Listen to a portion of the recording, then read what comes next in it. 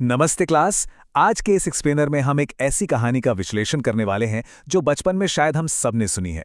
शेर और नन्हा चूहा। सुनने में लगता है कि अरे ये तो बस बच्चों की एक मामूली सी कहानी है ना, लेकिन असल में ऐसा बिल्कुल नहीं है। इस क्लासिक टेक्स्ट के अंदर पावर डायनामिक्स और असल जिंदगी के इतने गहरे सबक छिपे हैं कि ये सच में हैरान कर देने वाला है। तो बिना किसी देरी के चलिए पूरी एनर्जी के साथ आज की इस क्लास को शुरू करते हैं।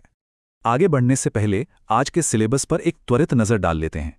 हम शुरुआत करेंगे अनोखी ताकतों के कॉन्सेप्ट से, फिर देखेंगे ताकतवर और नन्हे का मुकाबला, एक बहुत ही अप्रत्याशित वादा, शिकारी का जाल और आखिर में सबसे अहम हमारी फाइनल सीख।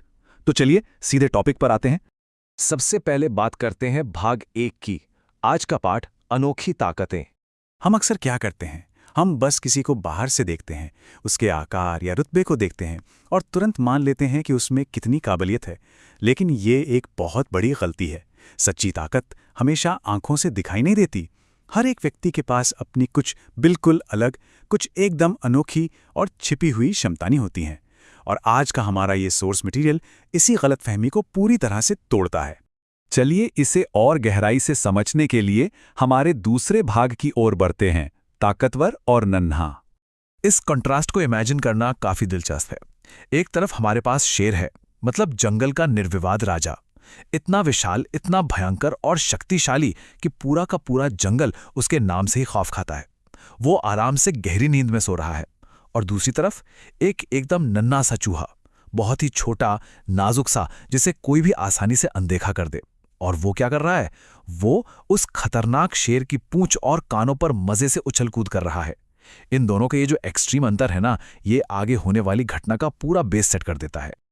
और फिर होता है हमारा क्लासिक इंसाइटिंग इंसिडेंट। वो चंचल चूहा गलती से सोते हुए शेर को जगा देता है। अब जाहिर सी बात है, शेर को भयंकर गुस्सा आ जाता है। वो तुरंत उस छोटे से जीव को अपने भारी भरकम पंजे में दबोच लेता है और उसे खा जाने की धमकी देता है। लिटरली फूड चेन में सबसे नीचे रहने वाले एक छोटे से स्तनधारी ने बिल्कुल अनजाने में जंगल के सबसे खूंखार शिकारी का गुस्सा मोल ले लिया है। और यहीं से कहानी हमारे तीसरे भाग में प्रवेश करती है, एक अप्रत्याशित वादा। अब यहां पर उस चूहे की हिम्मत देखना काफी हैरान करने वाला है।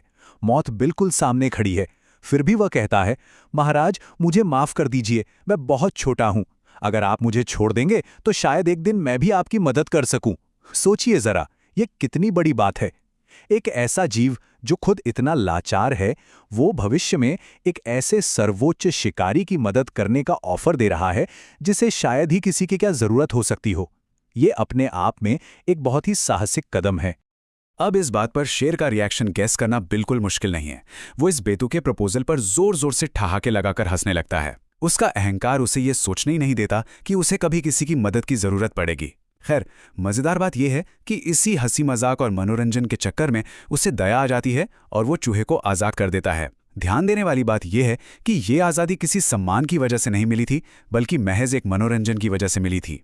लेकिन पावर डायनामिक्स हमेशा एक जैसे नहीं रहते, और यही हमें लाता है कहानी के क्लाइमैक्स, यानी हमारे चौथे भाग पर, शिकारी का जाल।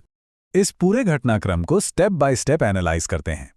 कुछ दिनों बाद जंगल में शिकारियों की एंट्री होती है। दोपहर के समय वे एक बहुत ही मजबूत जाल बिछाते हैं और शाम होते होते वही महाबली शेर, जिससे सब डरते हैं, उस जाल में आकर बुरी तरह फंस जाता है। ये टाइमलाइन हमें दिखाती है कि कैसे महज कुछ ही घंटों के भीतर एक टॉप लेवल का प्रेडेटर पूरी तरह से असहाय और लाचार स्थिति में आ जाता है। तो यहाँ पर एक बहुत ही दिलचस्प सवाल खड़ा होता है। जब किसी की पूरी शारीरिक ताकत, उसका सारा बाहुबल पूरी तरह फेल हो जाए तो क्या होता है?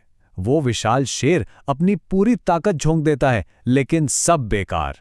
वो हार मान लेता है और हताशा में बचाओ बचाओ की धाड़ मारने लगता है, जो पूरे जंगल में गूंज उठती है।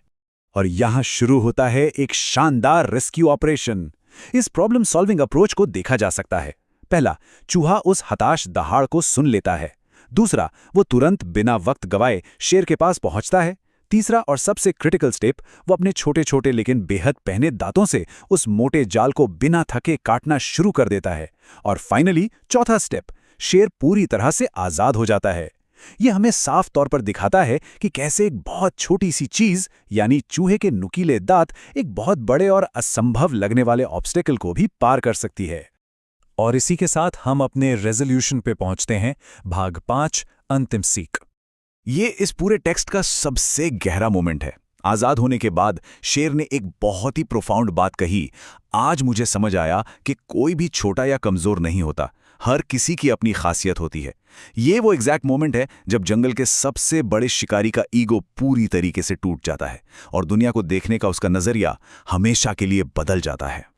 तो इस पूरे एनालिसिस से हमारी मेन टेकअवेज क्या निकलकर आती हैं, इन्हें समझना बहुत जरूरी है। पहली बात, हर एक व्यक्ति के पास अपनी कुछ अनोखी ताकतें होती हैं।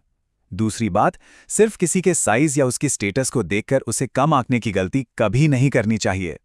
और तीसरी बात, किसी को कमजोर समझकर उसका मजाक उड़ाना हमेशा एक बहुत बड़ी भूल साबित होती है। ये वो टाइमलेस मॉरल हैं जो इस टेक्स्ट ने हमें बहुत ही शानदार तरीके से सिखाए हैं। आज की इस क्लास को खत्म करने से पहले एक बहुत ही गहरी बात सोचने के लिए है। हम अपनी डे टू डे लाइफ में कितनी ही बार ऐसे लोगों को इग्नोर कर देते हैं जो किसी बड़ी समस्या का समाधान निकाल सकते हैं, सिर्फ इसलिए क्योंकि वे दिखने में छोटे या मामूली लगते हैं। इस पर जरूर विचार होना चाहिए और आसपास मौजूद लोगों की उन छिपी हुई ताकतों को पहचानने की कोशिश करनी चाहिए। खैर, आज की इस क्लास में शामिल होने के लिए बहुत बहुत धन्यवाद। ऐसे ही नई चीजें सीखते रहिए।